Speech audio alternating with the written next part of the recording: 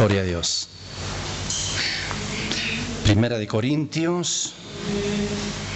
Lo dejamos, a ver si encuentro por dónde lo dejamos la semana pasada.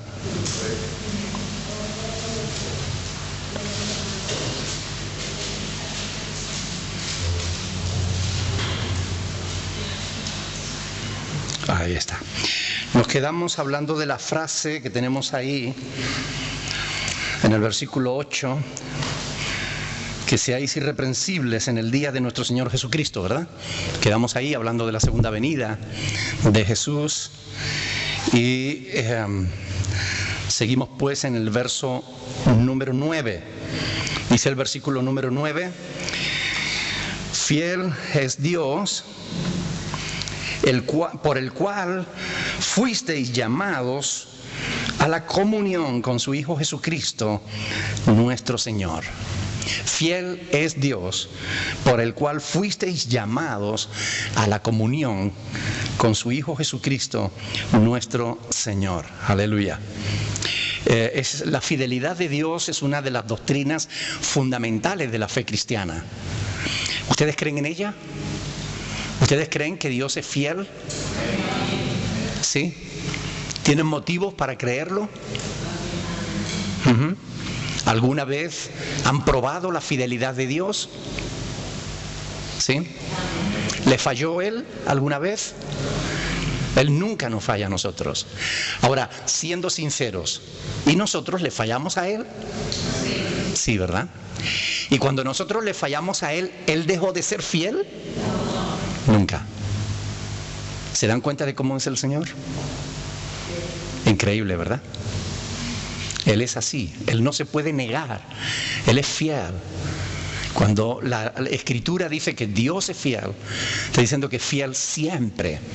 Él no es fiel dependiendo de las circunstancias. Él no es fiel si es fácil ser fiel. Porque eso pasa a muchos seres humanos. Son fieles cuando es fácil ser fiel. Pero cuando viene la prueba, cuando viene la dificultad, cuando viene el problema, cuando viene la tentación, dejamos de ser fieles.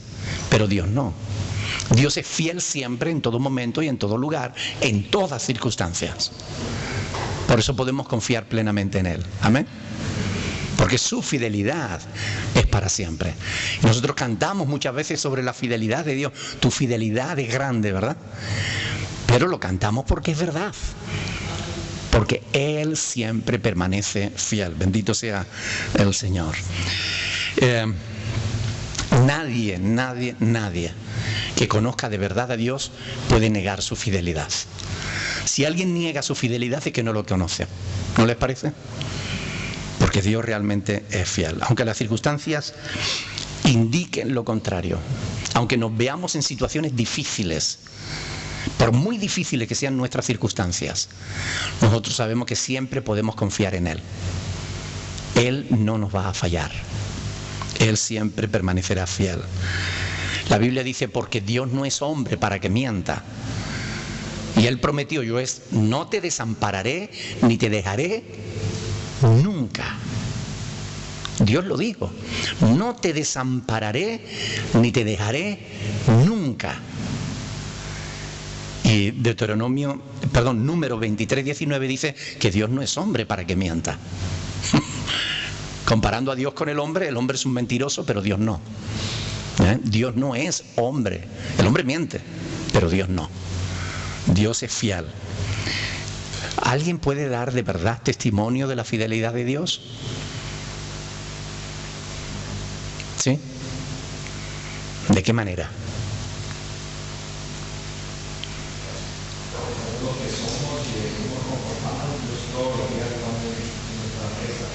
Pero un testimonio personal sobre la fidelidad de Dios. ¿Alguien puede compartir un testimonio personal sobre la fidelidad de Dios? Nos da salud, nos da vida. Sí, pero un testimonio personal. Tilce. Aunque nosotros le fallamos a Él. Sí, pero estamos hablando en términos generales. Yo les voy a poner un ejemplo de la fidelidad de Dios.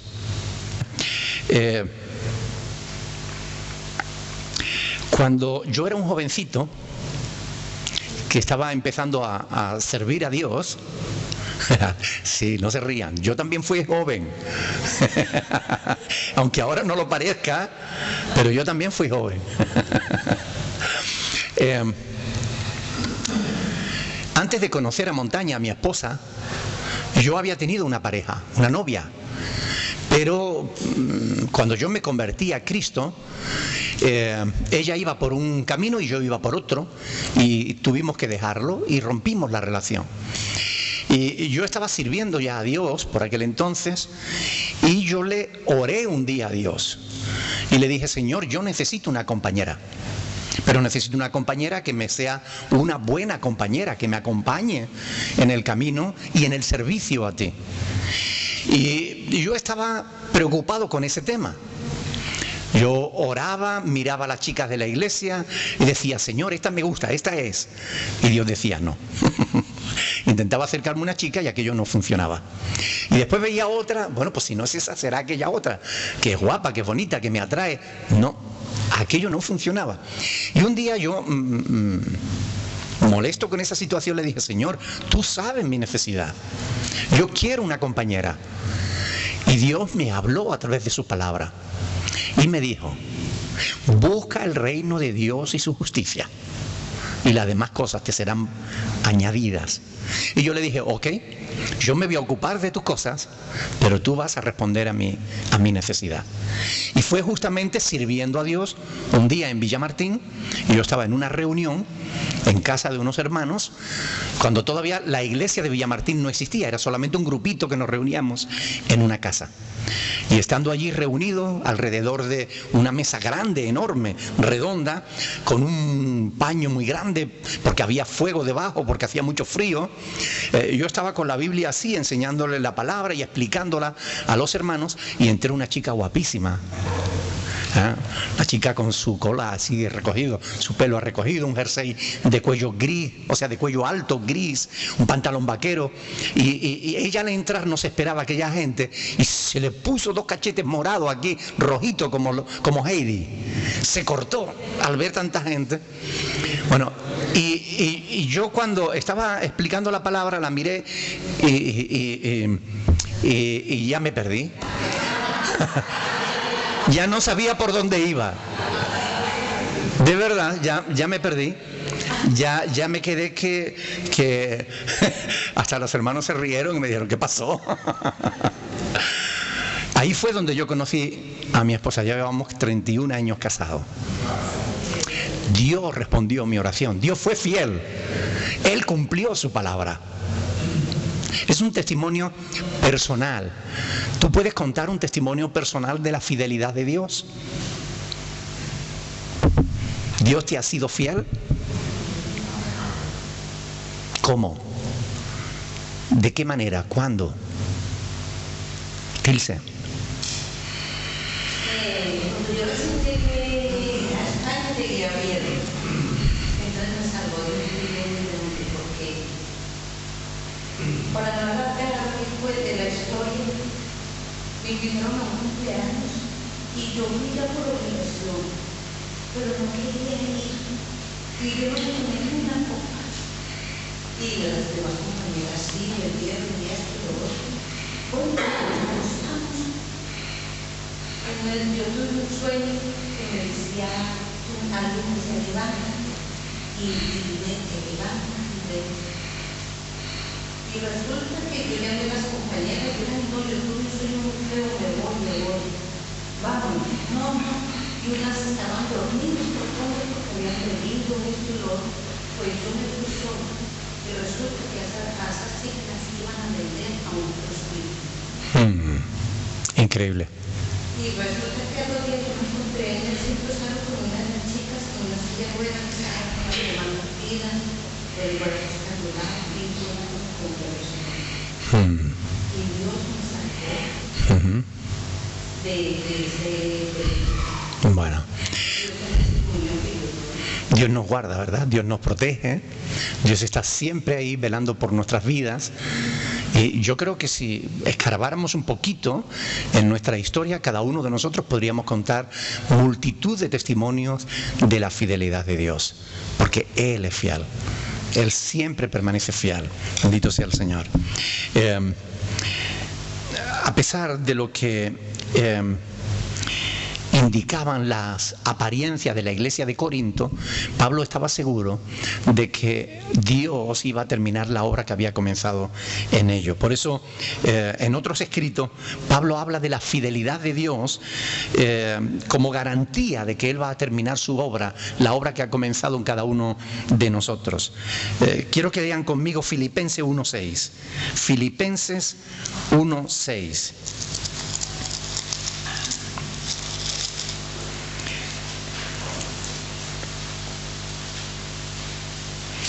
Aquí Pablo, hablando de la fidelidad de Dios, la aplica a la obra de Dios en nuestros corazones. Dice, vamos a leerlo desde el versículo 3 por aquello de tener el contexto, ¿verdad? Dice, doy gracias, Filipenses capítulo 1, verso 3.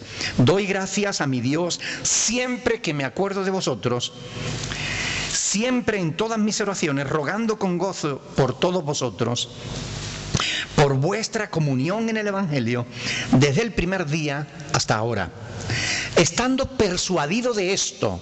Es decir, Pablo estaba convencido de eso, que el que comenzó en vosotros la buena obra, la perfeccionará hasta el día de Jesucristo.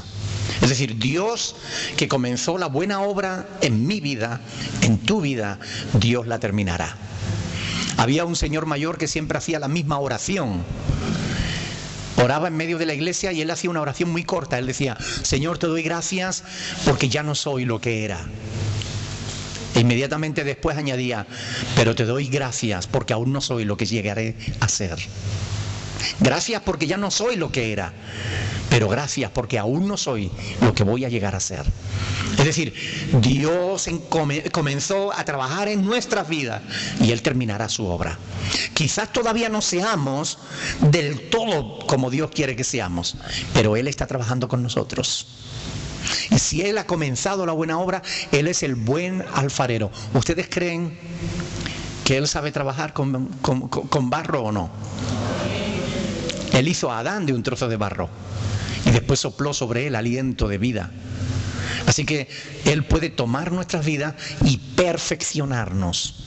Y nosotros podemos pensar algunas veces cuando le fallamos a Dios, Señor, otra vez te fallé, desde luego no tengo remedio, soy un desastre, por favor, Dios, ¿qué pasa con mi vida y tal? Y podemos llegar a perder la esperanza de que realmente Dios termine su obra en nosotros. Pero créame, no la pierda. Si Dios está trabajando contigo, Dios va a terminar su obra. Puede que todavía no seas lo que Dios quiere que seas, pero Él está trabajando contigo.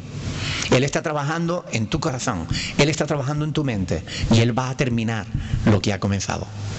Amén. Así que es un motivo de esperanza, es un motivo de ánimo para nuestra vida. Decir, bueno, si miro para atrás ya yo no soy lo que era. Dios ha hecho cambio en nuestra vida. ¿Ha hecho Dios cambio en tu vida? Gloria a Dios. Ay, pastor, pero todavía queda mucho. Bueno, tranquilo.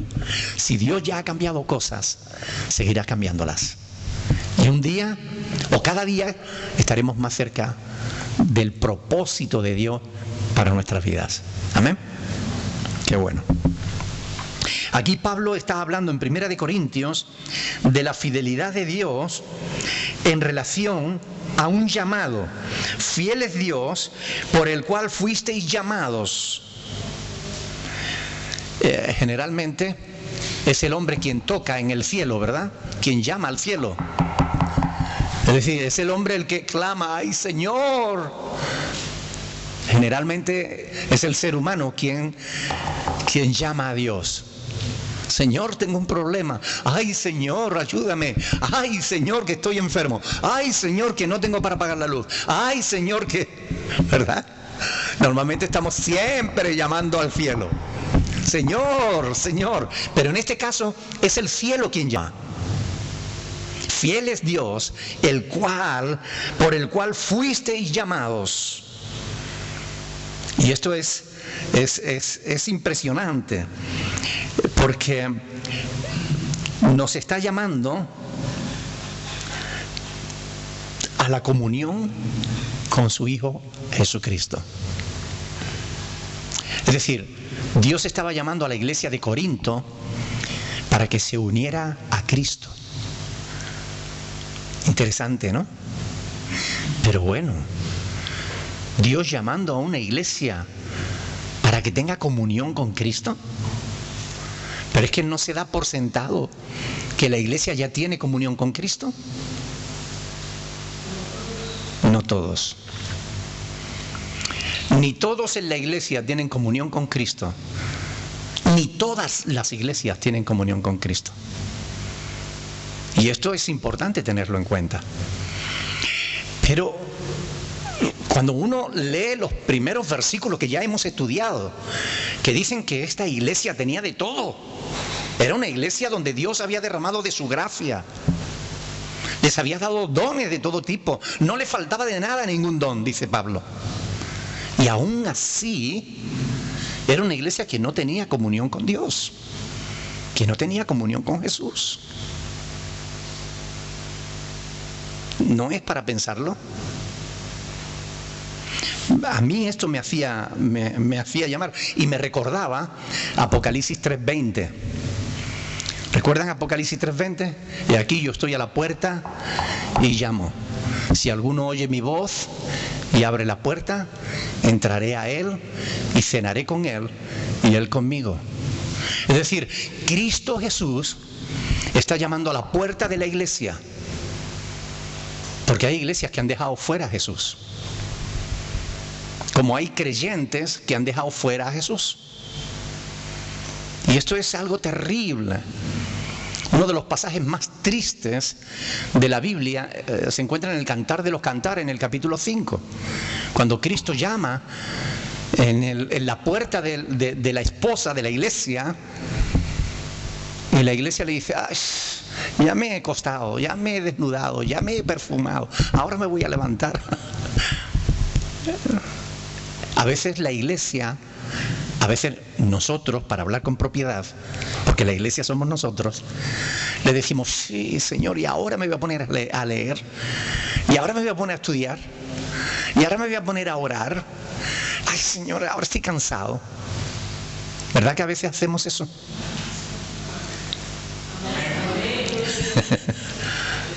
A veces dejamos a Cristo fuera.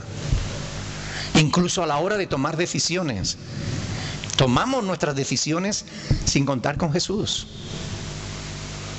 Y Jesús está llamando a nuestra puerta y nosotros a veces ni le hacemos caso. Esto es lo que nos dice aquí la palabra, ¿no? Dios estaba llamando a los corintios a tener comunión con su Hijo Jesucristo. Fiel es Dios, por el cual fuisteis llamados a la comunión con su Hijo Jesucristo, nuestro Señor. Uno de los pasajes agridulces de la palabra que nos encontramos en la Biblia, ¿no? Agrio porque Cristo está fuera de la iglesia y tiene que llamar para que le dejen entrar. ¿Creen ustedes que existen congregaciones en las que no está Cristo? ¿Creen ustedes que existen cristianos que no tienen a Cristo en su corazón? Y dirán: no, si no tienen a Cristo no son cristianos. Bueno, la Biblia nos dice otra cosa. Aquí está hablando de corintios que eran cristianos, pero no tenían comunión con Jesús. En Apocalipsis 3:20 nos habla de una congregación que era cristiana, pero que Jesús estaba fuera, no estaba dentro.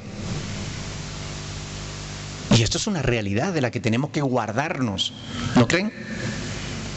Tenemos que mantener una estrecha relación con Jesús. Hay iglesias tan ocupadas en sus propios proyectos, métodos y planes que no tienen ni tiempo ni lugar para Jesús.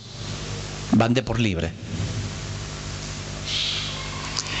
Otras, en cambio, como la de Corintios, tiene apariencia de ser muy bendecida, porque realmente había sido bendecida, pero solo le había quedado la apariencia.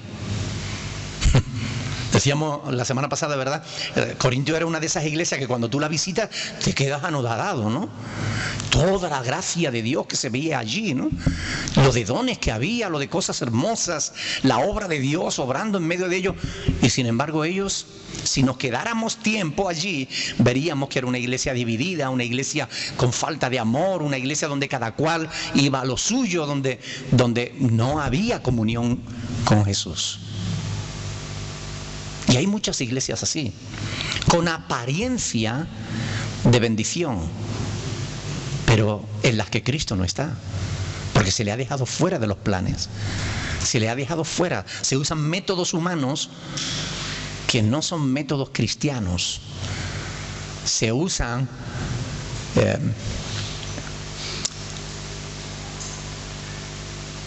la religiosidad, pero no la espiritualidad. ¿Y entienden la diferencia entre lo uno y lo otro?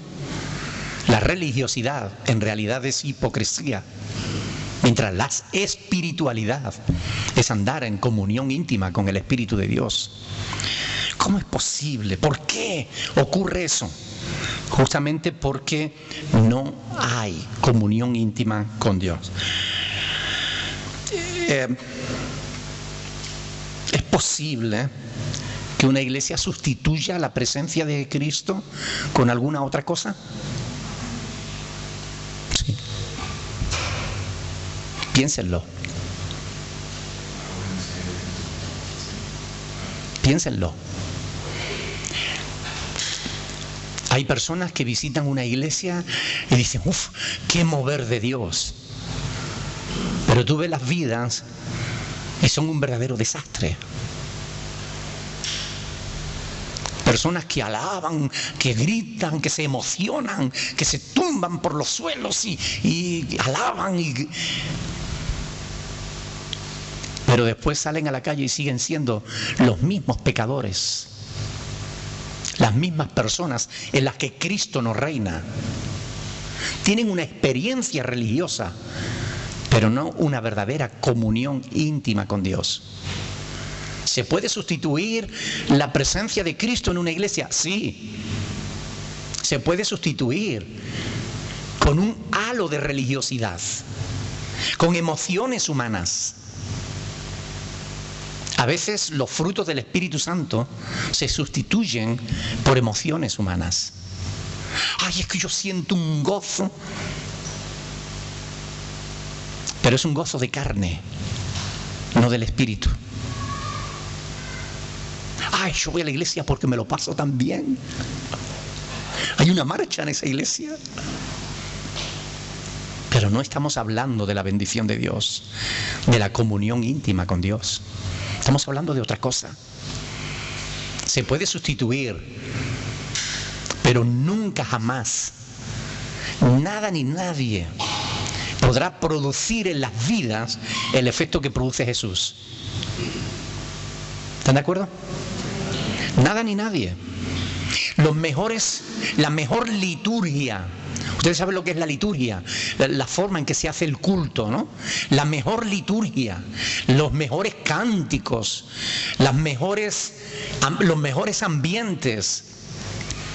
Nada de eso puede sustituir la obra que Dios puede hacer en una vida. Nada.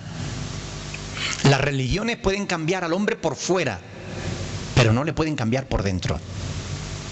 Pueden cambiar ciertas costumbres de hablar palabrotas. A lo mejor ahora se retiene y ya no dice palabrota porque sabe que se ve mal en el círculo de la iglesia. Deja de decir palabrota. Ahora aprende un lenguaje evangeloide, como yo digo, un lenguaje cristianoide. Palabras evangélicas. Pero en realidad no tiene una experiencia personal, íntima, de haber nacido de nuevo. No tiene una comunión íntima con Dios. No suspira por Dios. Esas personas jamás podrán ser transformadas de verdad hasta que se rindan a los pies de la cruz, hasta que haya un verdadero quebrantamiento de sus vidas, hasta que haya un genuino arrepentimiento de sus pecados. Pero claro, hoy hay iglesias que ni siquiera hablan del pecado. Por eso la gente no están convertidas. A lo mejor están convencidas, pero no están convertidas. Y sin eso, sin la verdadera comunión con Cristo, no hay genuina conversión. Se puede sustituir la presencia de Cristo con normas y mandamientos humanos. No te peines así, no te vistas así, no hagas esto, no hagas aquello, haz esto, haz lo otro. Podemos sustituir la presencia de Dios con un reglamento de un montón de opiniones humanas, sin fundamento bíblico. Pero eso jamás cambiará a las personas. La persona por dentro seguirá siendo la misma. Solamente la presencia de Cristo en el corazón del ser humano le cambia de verdad, desde dentro hacia afuera. ¿Están de acuerdo?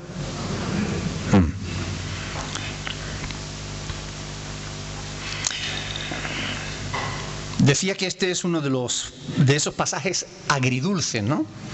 Porque por un lado vemos que la iglesia ha dejado fuera a Cristo. ¿Y qué tiene de dulce este pasaje? La misericordia enorme de Dios, la gracia de Dios, de que a pesar de que le han dejado afuera, ahí está Él, llamando, insistiendo, por favor, dejarme entrar. Por favor, quiero ser parte de tu vida. Por favor. ¿No es grande Dios? Dios, el creador del cielo y de la tierra. No hablamos de un Dios de madera que lo hayamos hecho nosotros. No. Estamos hablando del que dijo y fue hecho. El Altísimo, el soberano y único Dios verdadero. Porque no hay más. Alá es una mentira inventada por los hombres. Buda es más mentira todavía. Zoroastro, todo lo que ustedes quieran. No hay Dios verdadero, excepto Jehová de los ejércitos. Porque Él dijo, y por medio del poder de su palabra, creó los cielos y la tierra, el mar y todo lo que en ellos hay. No hay más Dios que Dios. Él, no un ídolo que nos hayamos inventado. Él, el Todopoderoso, se pasa la vida llamando a las puertas. Por favor, ¿me dejas entrar? Quiero tener comunión contigo. ¿Me dejas arreglar tu vida? Por favor, ¿me dejas ayudarte? Mira, quiero que sepas que te amo. ¿Me permites que te ayude? A mí me parece increíble, absolutamente increíble, que haya gentes que no quieran tener comunión con Dios. Me parece increíble. Que haya gente que piensen que pueden vivir mejor sin Cristo que con Él. Me parece increíble. Que aún cristianos dejen a Cristo fuera de sus vidas. Me parece increíble. ¿A ti no te lo parece?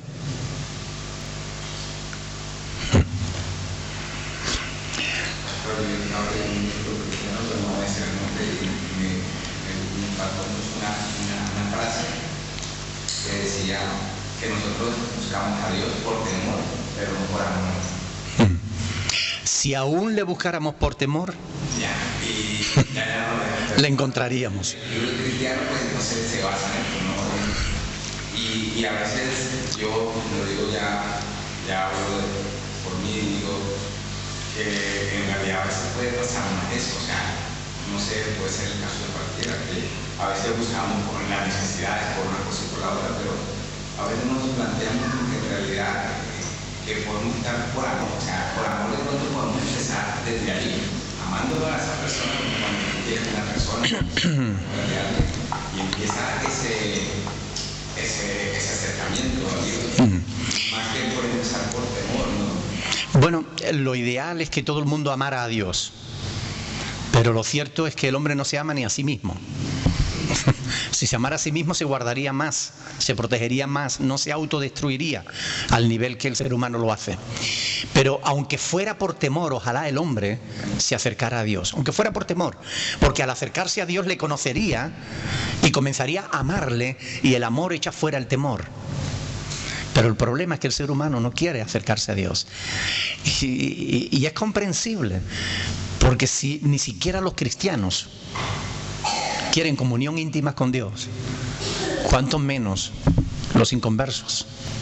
Si ni siquiera aquellos que le conocen le amamos hasta el extremo de dejarles tener una comunión íntima con nosotros, cuánto menos aquellos que ni siquiera le conocen. Por eso es tan importante que la iglesia de Cristo de verdad se acerque a Dios, responda a este llamado que Dios le está haciendo a la comunión con su Hijo Jesucristo. Ojalá que toda la iglesia, es decir, todos aquellos que se llaman cristianos, ojalá que este nuevo Papa se acercara a Jesús. Para mí se me partió el alma a mediodía cuando yo estaba comiendo y vi al Papa arrodillarse ante una imagen de la Virgen y hacerle una ofrenda a una tabla de madera pintada. Yo dije, qué forma de retroceder, qué falta de discernimiento espiritual, qué ignorancia de las Sagradas Escrituras.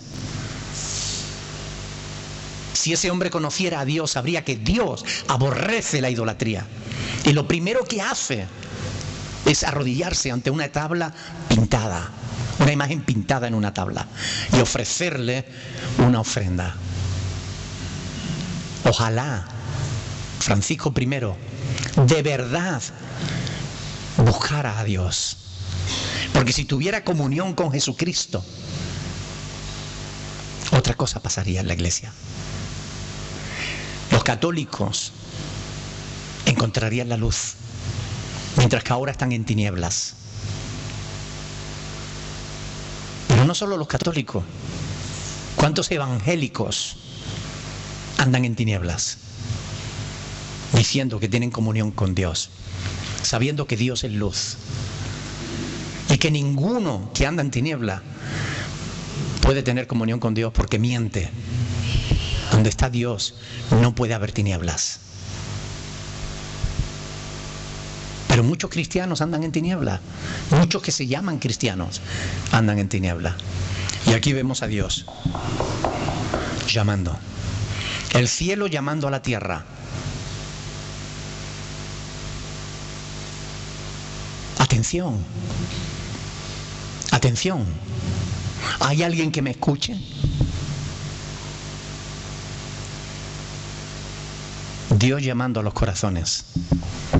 He aquí yo estoy a la puerta y llamo. Y no se lo está diciendo a incrédulos, se lo está diciendo a los creyentes. He aquí yo estoy a la puerta y llamo. ¿Le abriremos o le dejaremos fuera de nuestras vidas? Cada uno de nosotros a diario tomamos esta decisión. A diario, a cada paso que damos, estamos decidiendo si tener o no tener comunión con Cristo. Porque cada decisión nos acerca a Él o nos aleja de Él. Cada decisión que tomamos. ¿Cuáles han sido tus decisiones en este día? ¿Te han acercado a Él o te han alejado de Él? Bueno, ¿cuáles van a ser tus decisiones de aquí en adelante? ¿Vas a responder al llamado de Dios o te vas a hacer el sordo o la sorda?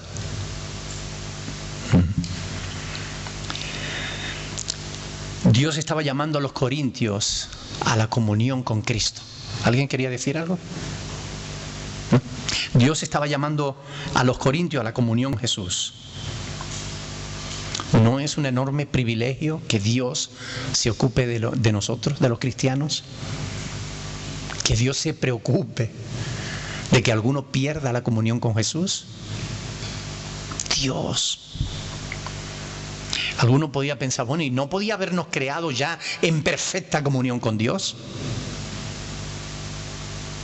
¿Y no lo hizo? Nos creó en perfecta comunión con Él. ¿Pero qué pasó? ¿Qué estorbó nuestra perfecta comunión con Dios?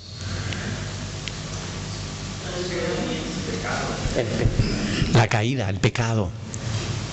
Es el pecado lo que nos aleja de Dios. Si alguna vez te ves lejos de Dios, no tienes ni que preguntártelo. Tú sabes que es pecado lo que te ha alejado de Dios.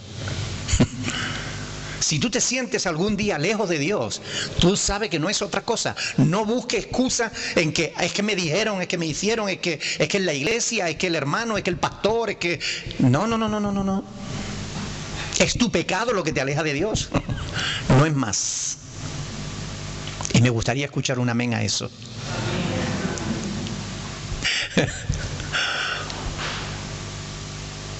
¿De verdad lo creen? Es el pecado lo que hace separación entre Dios y nosotros, ¿verdad? No es otra cosa. Es nuestra maldad. Ahora, ¿quién pecó? ¿Dios? ¿Nos falló Él? ¿O fuimos nosotros quien fallamos? Fallamos nosotros. Sin embargo, muchas personas tratan a Dios como si el que hubiera fallado hubiera sido Dios. ¿Y por qué me hizo así? ¿Y por qué permitió la caída? ¿Y por qué Dios no hace algo? ¿Y por qué? ¿Y por qué? ¿Y por qué? Siendo que es el ser humano el culpable de esa situación. La insensatez del hombre tuerce su camino y luego contra el Señor se irrita su corazón. Así está escrito. No ha sido el Creador quien nos ha fallado en su relación con nosotros, sino nosotros, quienes le hemos fallado a Él. ¿No creen? ¿No es injusto el ser humano cuando culpa a Dios de sus pecados, de sus errores, de su situación? ¿No somos injustos nosotros cuando culpamos a Dios de nuestra situación? Como un niño malcriado, cuando es hallado en alguna falta, replica diciendo: ¿y por qué me hiciste? Yo no pedí nacer.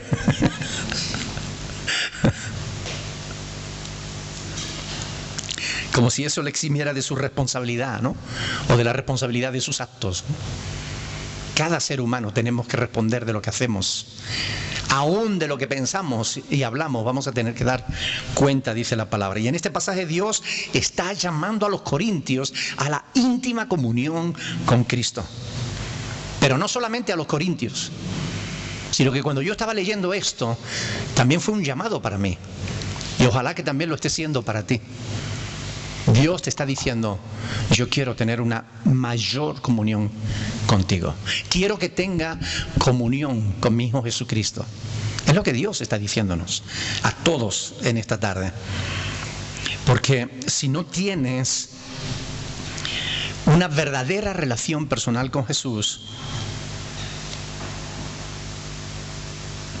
no te conformes con una relación religiosa.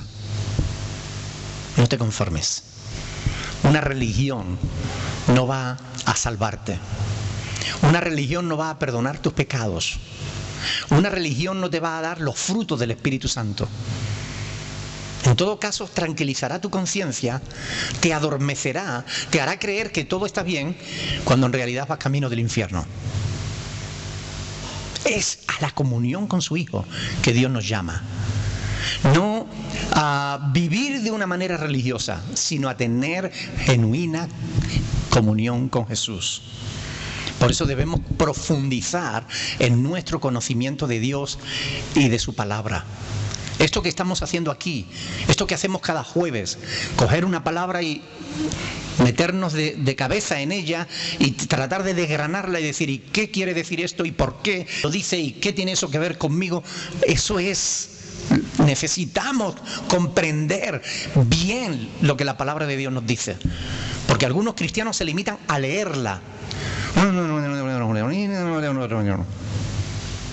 y después se queda vacío porque no entendió nada. Ay, pastor, yo es que leo la palabra y no me entero. Pues no la leas, medítala, profundiza, trata de comprender, ora para que Dios realmente te revele el verdadero sentido de la palabra. Por eso hay tantos despistados, por eso hay tantos que están equivocados y equivocando a otros, porque no profundizan, porque no se toman tiempo para conocer de verdad a Dios, su voluntad, su palabra. Pero Dios nos está llamando a eso, a una verdadera comunión íntima con Él. Eso es lo que significa la palabra griega koinonía. La palabra que aparece aquí cuando se traduce, fiel es Dios por el cual también fuisteis llamados a la comunión. En el original griego dice a la koinonía. Koinonía es una asociación íntima, ¿cómo dice? De manera voluntaria, una asociación íntima profunda, mutua. Una relación mutua, una relación entre nosotros y Cristo, Cristo y nosotros. Es como dos personas que se aman y deciden vivir su relación personal íntima. Es así. Es muy curioso que en Romanos capítulo 15, 26, la palabra koinonía es traducida como ofrenda. Vamos a leerlo. Romanos 15, 26, lo tenemos ahí mismo. Romanos 15, 26, ahí mismo lo tenemos, al ladito de Corintios. Romanos 15, 26. Porque Macedonia y Acaya tuvieron a bien hacer una koinonía para los pobres que hay entre los santos que están en Jerusalén. Hacer una ofrenda, una koinonía, una entrega voluntaria por amor de. A eso es a lo que Dios nos está llamando. A hacer una entrega voluntaria por amor de Cristo. Interesante, ¿verdad? Koinonía tiene que ver con una relación íntima que conlleva sacrificio. Jesús tuvo que sacrificarse para que nosotros tuviésemos comunión con Él. Ahora nos toca a nosotros esforzarnos para tener comunión con Cristo. Y esto es lo que nos dice aquí la palabra. Dios nos ofrece una relación íntima, voluntaria y gratuita. ¿No es grande la misericordia de Dios? Amén.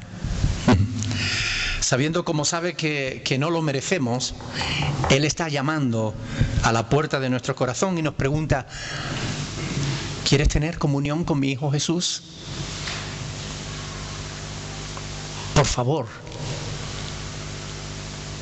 ¿quieres relacionarte con Jesús, mi Hijo? Es increíble. Es una ofrenda de amor, una nueva ofrenda de amor de Dios para con nosotros. Porque realmente no lo merecemos.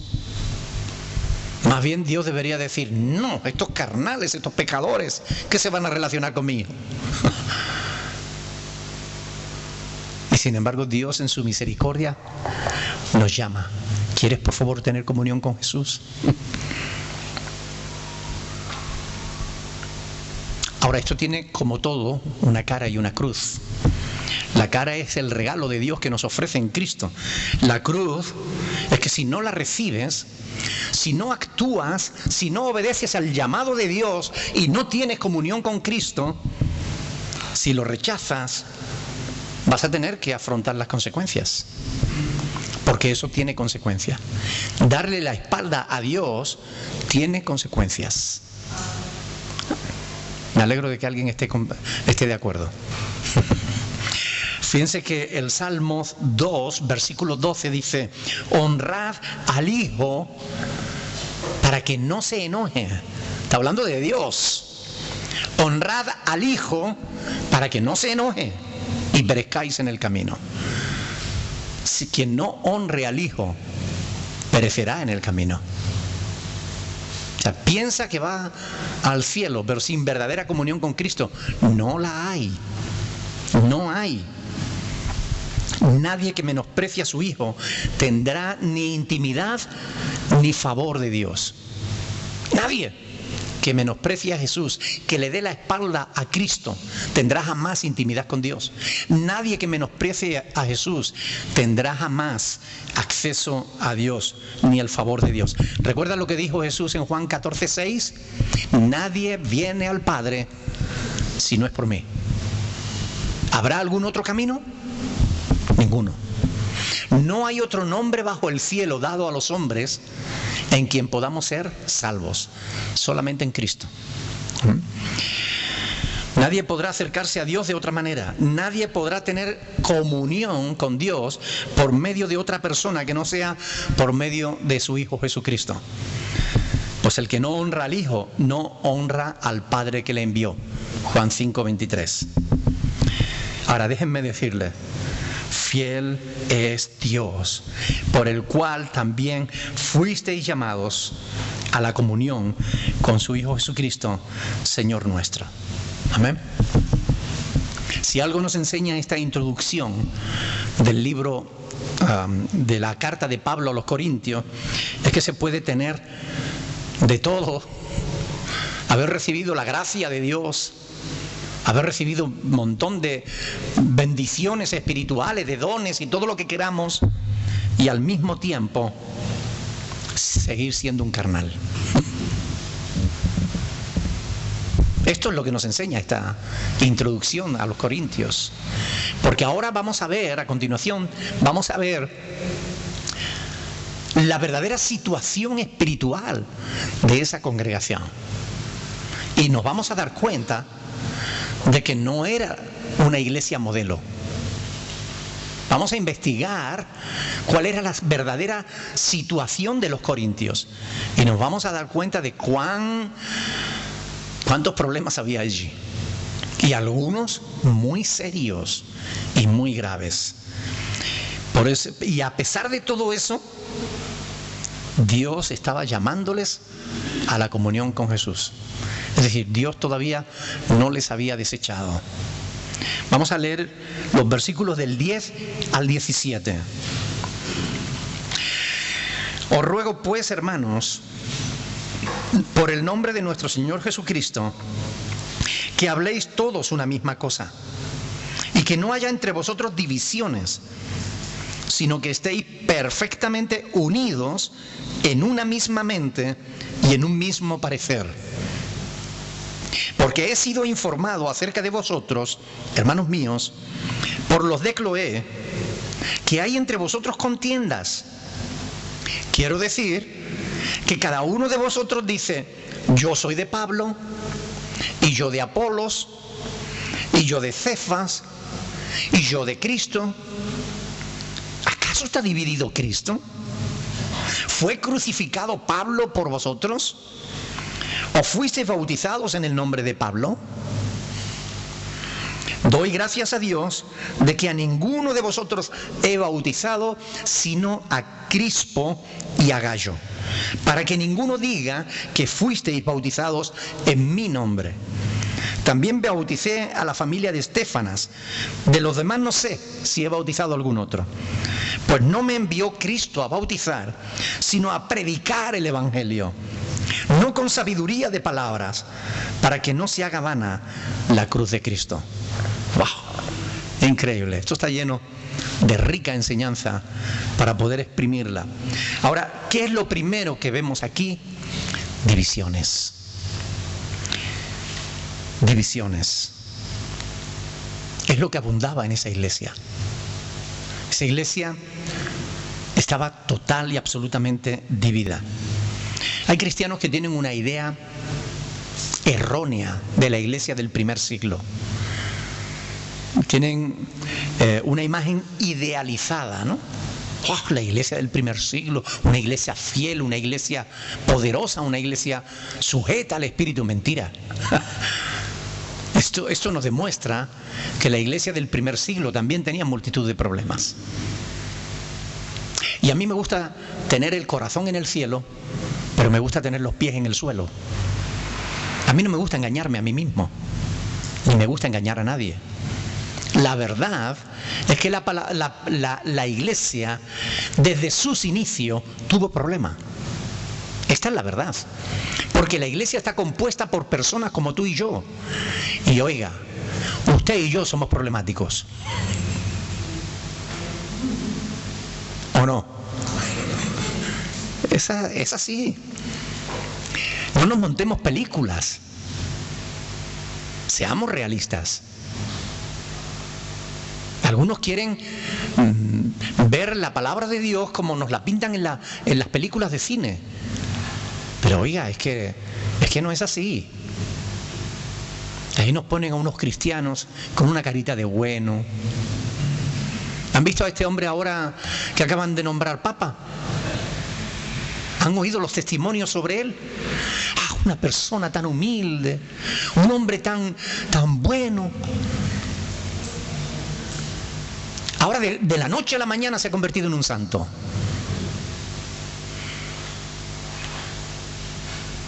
Pero Dios lo conoce de verdad. Porque a él no se le puede engañar. ¿Y qué dice la Biblia? No hay bueno ni aún uno. Eso es lo que dice la palabra de Dios. Y ahora díganme, ¿se equivoca Dios o se equivoca la gente?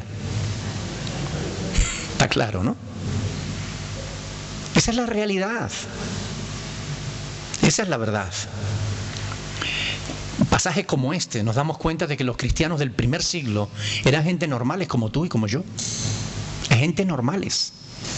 Que sí, que amaban a Dios, que querían, pero que también tenían sus propios problemas y tenían sus dificultades, y eran hermanos llenos de dones, al menos estos corintios, pero que le faltaba amor, le faltaba unidad.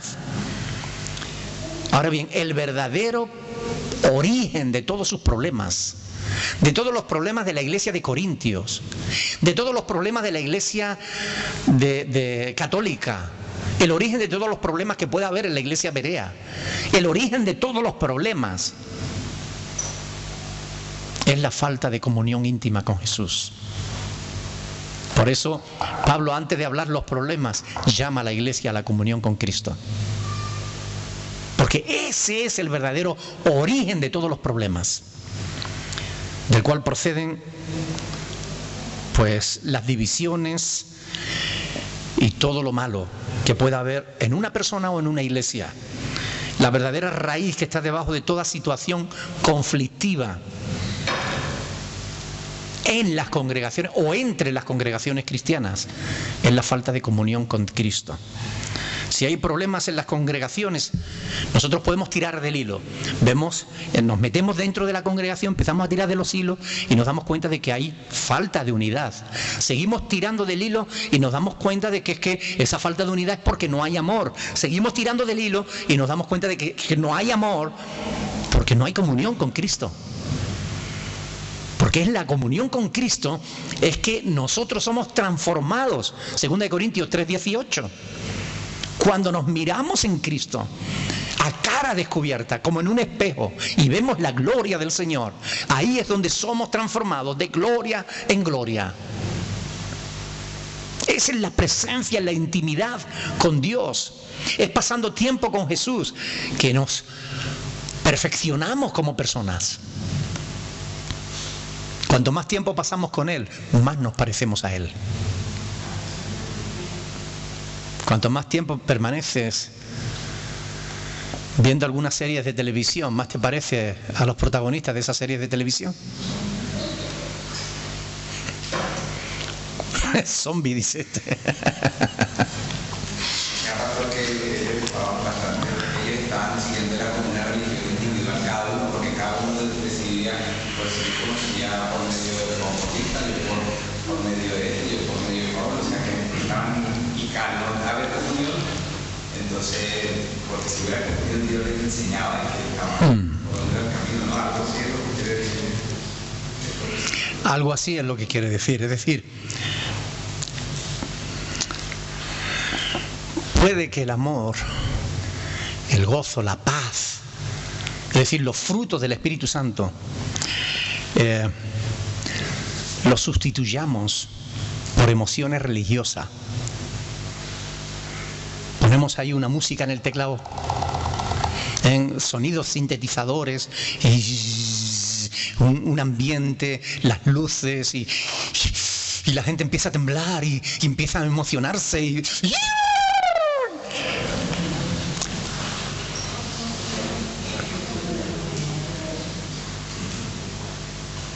pero eso no transforma corazones. Eso es religiosidad, que nada tiene que ver con la verdad. Eso es sustituir la verdad por la mentira. Y hay gente que viven así, desgraciadamente. ¿Por qué? Porque no tienen comunión íntima con Jesús. Eso es lo que le ocurría a la iglesia de Corinto. Por eso Pablo se va a ver obligado a dedicar nada más y nada menos que 4 capítulos de esta carta a hablar de esos problemas. 4 capítulos. De 16, 4, una cuarta parte de la carta la va a dedicar a hablar de esos problemas, de esa terrible falta de comunión con Jesús. Ahora bien, antes de abordar el tema, es interesante observar que Pablo no se dirige a ninguno de los grupos en particular. Dentro de esta iglesia había grupos. Unos decían yo soy de Pablo, otros yo soy de Apolo, otros yo soy de Cefas, otros yo soy de Cristo. Cada uno estaba enfrentado con los otros. Pero Pablo, cuando escribe la carta, no se dirige a unos en contra de otros, ni se pone del lado de uno, ni en contra de otro. No. Pablo le escribe a toda la iglesia en general. La carta está escrita para toda la iglesia. Y les está hablando a todos y les está poniendo el dedo sobre la llaga. Les está diciendo, el problema que tenéis no es que Pablo sea mejor que Pedro, o que Pedro sea mejor que Apolo, o que Apolo sea mejor que Cristo. El problema real es que Dios os está llamando a la comunión y ustedes no la tienen. Ese es el quid de la cuestión. Versículo 10. Os ruego, pues, hermanos, por el nombre de nuestro Señor Jesucristo. Es decir, no estoy diciendo, te ruego por favor por mí mismo. No. Te ruego, pues, os ruego, pues, hermanos, por el nombre de nuestro Señor Jesucristo, que habléis todos una misma cosa, que no haya entre vosotros, ¿el qué? Divisiones, sino que estéis, escuchen bien, perfectamente unidos en una misma mente y en un mismo parecer. Y yo digo, les está implorando, porque la palabra os ruego dice, Pablo les está rogando, implorando fervorosamente que sean uno. Pablo les está exhortando, pero les ha dicho, os ruego pues, hermanos, de una forma fraternal. La fraternidad no está reñida con la exhortación, ni la exhortación con la fraternidad. A veces cuando uno exhorta a alguien, dice, parece como que ya uno no lo ama, ¿no? Porque le ha exhortado, porque le ha corregido. Y no tiene nada que ver. Justamente es lo contrario. La Biblia dice que Dios a quien ama, reprende, ¿verdad? Ahora bien, díganme ustedes, ¿piensan que estas cosas, estas divisiones, pasan también en la iglesia actual?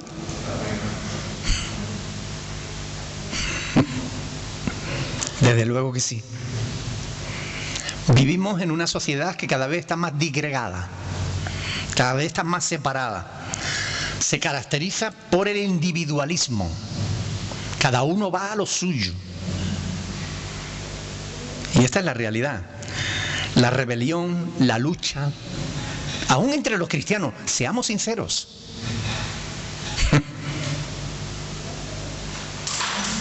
Aumenta cada día.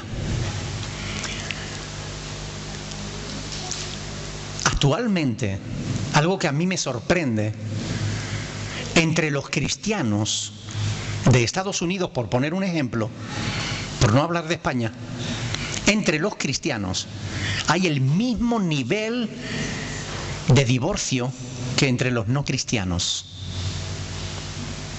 El mismo. El mismo porcentaje de parejas se divorcian, ya sean cristianos o no.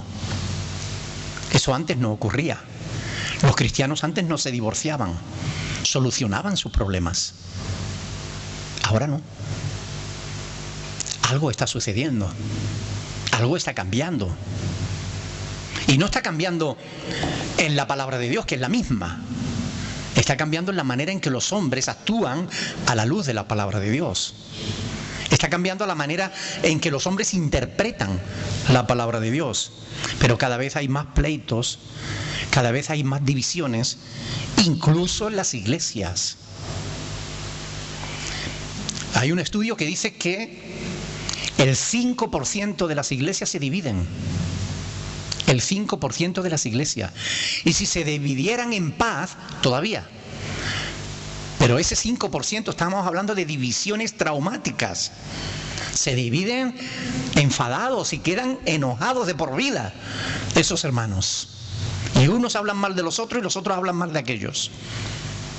Lo cual no debería ser, no debería ocurrir, pero ocurre. Y los católicos hablan mal de los protestantes, y los protestantes hablan mal de los anglicanos, y los anglicanos hablan mal de los... Todos quieren hacer valer sus derechos, pero nadie quiere ni oír hablar de sus responsabilidades, de sus deberes. Ese es el mundo en el que estamos viviendo, tú y yo. Esa es la realidad que nos ha tocado enfrentar. Actualmente existen multitud de iglesias, lo que ha hecho que algunos creyentes se pasen la vida migrando de unas a otras. Hay creyentes que hoy están en esta, mañana en la otra, mañana en la otra, mañana en la otra, y cuando terminan el periplo, empiezan otra vez por la primera. Y no terminan de comprometerse con ninguna, porque en realidad no tienen comunión con Dios, no tienen comunión con Jesús, por eso no están comprometidos con Jesús. Si estuvieran comprometidos con Jesús, si tuvieran comunión con Jesús, se comprometerían con una iglesia. Porque no hay iglesia perfecta aquí en la tierra. La iglesia perfecta está en el corazón de Dios. ¿Amén? Los creyentes de Corinto estaban bastante divididos. Por eso Pablo les escribe y le dice que estéis perfectamente unidos en una misma mente, en un mismo parecer. Esto lo vamos a dejar para la próxima semana porque no tenemos tiempo de poder abundar y es realmente muy interesante como para pasarlo por encima. Me gustaría, de verdad, poder profundizar en este tema porque hay cosas.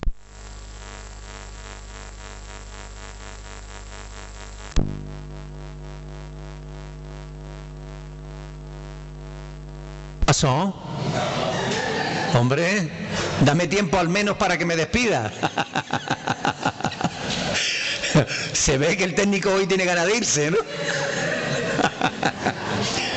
¿Me ha alargado o qué? Pero bueno, ya está bien. Dijo, si el pastor no termina, le quito el micrófono.